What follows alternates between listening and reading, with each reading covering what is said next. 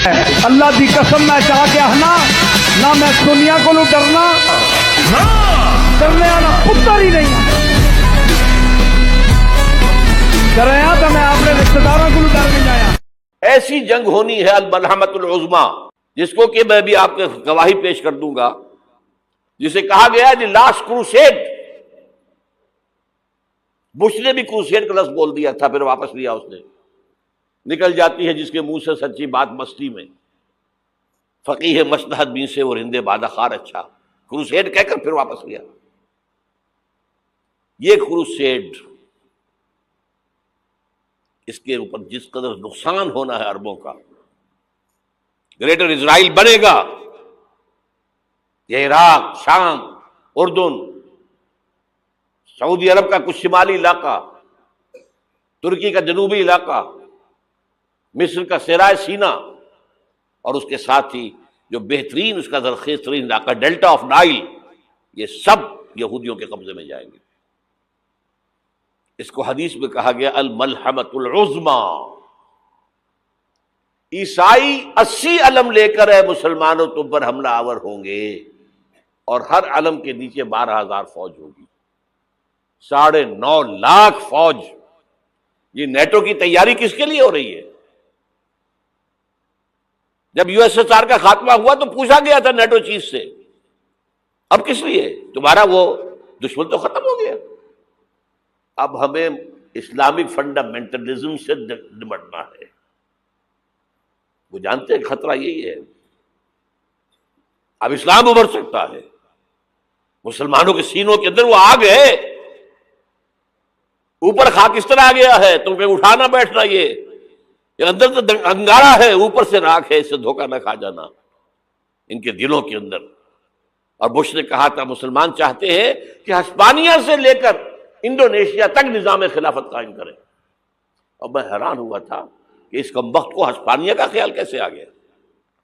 ہمیں تو کبھی آتا ہی نہیں، اب ہم تو بھول گئے، وہ تو 500 برس پرانی بات ہے جبکہ وہاں سے ہمیں نکال دیا گیا تھا۔ اگرچہ اقبال نے کہا تھا ہے ارض فلسطین پہ یہودی کا اگر حق، ہسپانیہ پر حق نہیں کیوں اہل عرب کا؟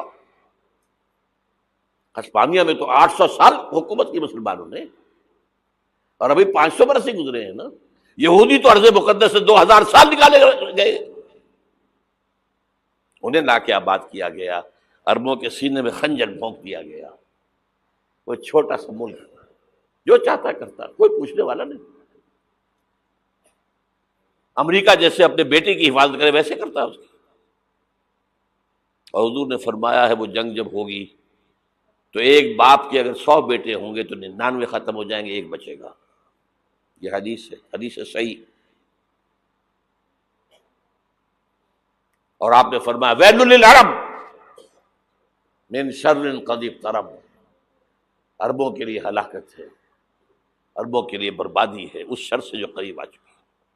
اور آج جس طرح انہوں نے ان کی تہذیب کو اختیار کر لیا ہے، دبئی جا کر دیکھیے، بدترین مغربی معاشرہ جو ہے وہ دبئی کے اندر ہم نے قائم کر کے دکھا دیا۔ اب سعودی عرب اس راستے پر بڑھ رہا ہے۔ اور اس کے بعد نمبر 2 پر جو ہے ہم پاکستانی ہیں، لیکن میں اس کے وہ پہلی بات جو کہہ رہا ہوں وہ تو یقینی ہے، اس میں تو احادیث صحیحہ موجود ہے۔ اگرچہ اس کے بعد پانسا پلٹے گا، پھر حضرت مہدی کا ظہور ہوگا، حضرت عیسیٰ کا نزول ہوگا، اور وہ گریٹر اسرائیل گریٹر گریو یارڈ بنے گا یہودیوں کا، ایک ایک یہودی قتل ہوگا اور دفن ہوگا۔ یہ بات میں ہونا ہے، میں پہلی بات بات کر رہا ہوں۔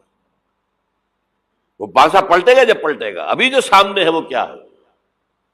جس ملحمۃ العظمیٰ کہا حضور نے، جسے آرمگیڈون کہتے ہیں عیسائی۔ آرمگیڈون کی اگر کہیں جا کر آپ دیکھیں گے، آپ ڈکشنری میں مانی تو کیا لکھا ہے؟ A very big war which will be fought between the forces of evil and good before the end of this world. اس دنیا کے خاتمے سے پہلے خیر اور شر کی قوتوں کے درمیان بہت بڑی جنگ ہوگی۔ ارمجدون اسے کہتے ہیں عربی میں، اور آرمگیڈون اسے کہتے ہیں انگریزی کے اندر۔ اور یہ بائبل کی آخری کتاب کے اندر ہے، جو اس میں کہ مکاشفات یوحنا، ریولیشنز آف سینٹ جان. یہ تو میں کہہ رہا ہوں یقین کے ساتھ، اور زیادہ دور نہیں ہے، آیا چاہتا ہوں. اس لیے کہ یہودیوں کا اور عیسائی جو کنزرویٹوز ہیں، نیو کنزرویٹوز، ان کا 5 نکاتی ایجنڈا ہے متفق علیہ، جس کے تحت کہ یہ جنگ صلیبی شروع کی گئی ہے. وہ سن لیجئے آپ. آرمیگیڈون نمبر 1، گریٹر اسرائیل قائم ہو جانا اس کے نتیجے میں نمبر 2، مسجد اقصی اور قبۃ الصغریٰ کو گرانا نمبر 3، وہاں 3rd ٹیمپل، وہ مسجد جو حضرت سلیمان نے بنائی تھی 1000 قبل مسیح میں، پھر برباد کی تھی نبوکدنضر نے، دوبارہ بنائی گئی، پھر دوبارہ ختم ہوئی 70 عیسوی تک گری پڑی ہے. ان کا خانہ کعبہ گرا ہوا ہے 70 عیسوی سے لے کر آج تک. ایک دیوار ہے ویلنگ وال، جہاں جاتے ہیں، روتے ہیں، پیٹتے ہیں، ماتم کرتے ہیں، وہاں وہ بنے گا 3rd ٹیمپل. اور نمبر 4، اس میں لا کر رکھا جائے گا تخت حضرت داؤد کا. یہ تخت کہاں ہے اس وقت؟ یہ لندن شریف کے اندر، جو ان کی پارلیمنٹ کا جو چرچ ہے، ویسٹ منسٹر ایبے، اس میں رکھا ہوا ہے. ایک پتھر تھا جس پر بٹھا کر حضرت داؤد کی تاج پوشی ہوئی، پھر حضرت سلیمان کی ہوئی، پھر وہ پتھر رکھ دیا گیا جب حضرت سلیمان نے بنایا ہیکل مسجد اقصی، وہاں رہا وہ. ہر بادشاہ جو تھا یہودی اسی کے اوپر بٹھا کر اس کی تاج پوشی ہوتی تھی. سن 70 میں ٹائٹس نے گرایا اسے، ہیکل کو، وہ پتھر لے گیا، وہاں سے روم گیا، روم سے آئرلینڈ گیا، آئرلینڈ سے اسکاٹ لینڈ آیا، اسکاٹ لینڈ سے انگلینڈ آیا، اور اب وہ رکھا ہوا ہے 14ویں صدی عیسوی سے آج تک. وہ ویسٹ منسٹر ایبے میں رکھا ہوا، ایک کرسی کی سیٹ میں اسے بنا دیا گیا ہے تخت کی شکل میں. اب انگریزوں میں کوئی ملکہ ہو، کوئی بادشاہ ہو جس کی بھی تاج پوشی ہونی اس میں ہوتی. یہ لا کر رکھا جائے گا 3rd ٹیمپل میں، اور اس پر یہودیوں کے خیال کے مطابق ان کا مسیحا آئے گا جو مسیح دجال ہوگا. عیسائیوں کے خیال کے مطابق حضرت عیسیٰ آئیں گے، وہ ہمارا بھی خیال ہے حضرت عیسیٰ آئیں گے علیہ السلام.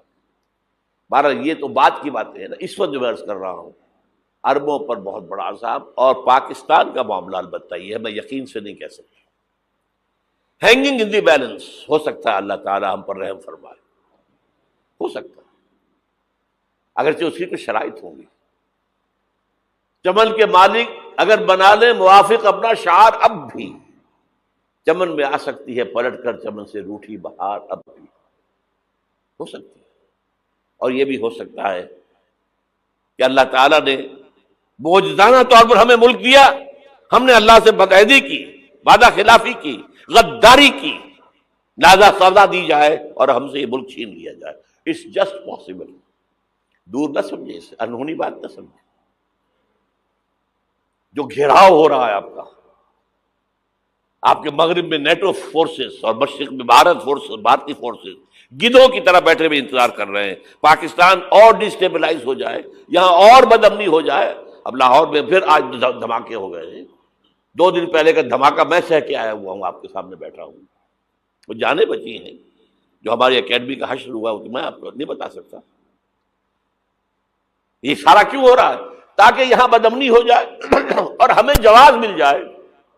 مغرب سے نیٹو فورسز داخل ہو جائیں، مشرق سے بھارتی فورسز آ جائیں، اور ہمارے ایٹمی دانت توڑ کر اور پھر ہمیں بھارت کے سامنے ڈال دیا جائے. Now do as you like. یہ ان کا نقشہ ہے. ہوگا کیا وہ اللہ جانتا ہے، ہوگا وہ جو اللہ چاہے. لیکن اللہ کا چاہنا جو ہے وہ کس پر منحصر ہے؟ یہاں انقلاب برپا کرو، یہاں اسلام لاؤ.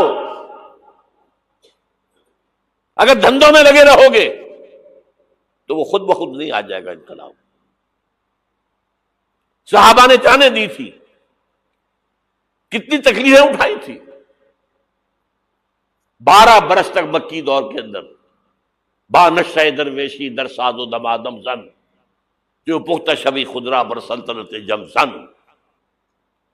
یوم طائف یاد ہے جو حضرت عائشہ فرماتی ہے کہ میں نے پوچھا تھا حضور سے کہ یوم احد سے زیادہ سختی بھی آپ پر کبھی آئی؟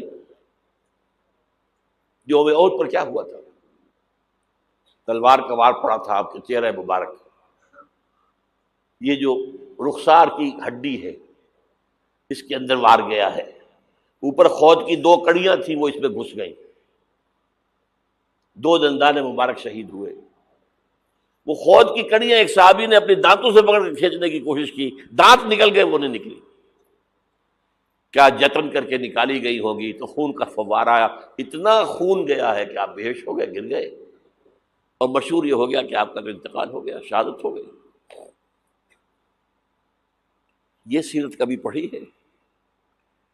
حضرت عائشہ کے ہوش کا تو یہی دور تھا نا، یوم طائف میں تو آپ کی کیا تھی، بچی تھی، انہیں کیا پتا کیا ہو رہا ہے حضور کے ساتھ۔ 3 دن تک حضور مکے کی گلیاں اور وہاں کے اوباش لوگ پتھراؤ کر رہے گئے تھے اس امید میں کہ شاید وہاں کا کوئی سردار ایمان لے آئے، تو یہاں تو ابو طالب بھی فوت ہو گئے، یہی دنیاوی سہارا تھا، خاندانی سہارا تھا ابو طالب کے ذریعے، اور گھر میں ایک دلجوئی کرنے والی رفیقہ حیات تھی، وہ بھی، ان کا بھی انتقال ہو گیا۔ آپ نے کہا یہ عام الحزن ہے، اب تو سب کو طے ہو گیا قریش کو کہ اب جیسے قتل کر دو ان کو، اسی لیے آپ گئے طائف، شاید وہاں کا کوئی بڑا سردار مانے، ایمان لے آئے مجھ پر، تو میں اپنا مرکز ادھر شفٹ کر دوں۔ تینوں سے ملے ہیں، تینوں نے وہ جواب دیے ہیں، نکل جاؤ یہاں سے، میں تمہارے ساتھ بات بھی کرنے کو تیار نہیں۔ اچھا، تمہارے سوا کوئی نہیں ملا تھا اللہ کو نبی بنا کر بھیجنے کے لیے؟ دیکھو جاؤ، میں بات نہیں کرنا چاہتا، ہو سکتا ہے میں بے عزتی کر بیٹھوں، اور واقعی تم اللہ کے نبی ہو تو میں مارا جاؤں گا، جاؤ۔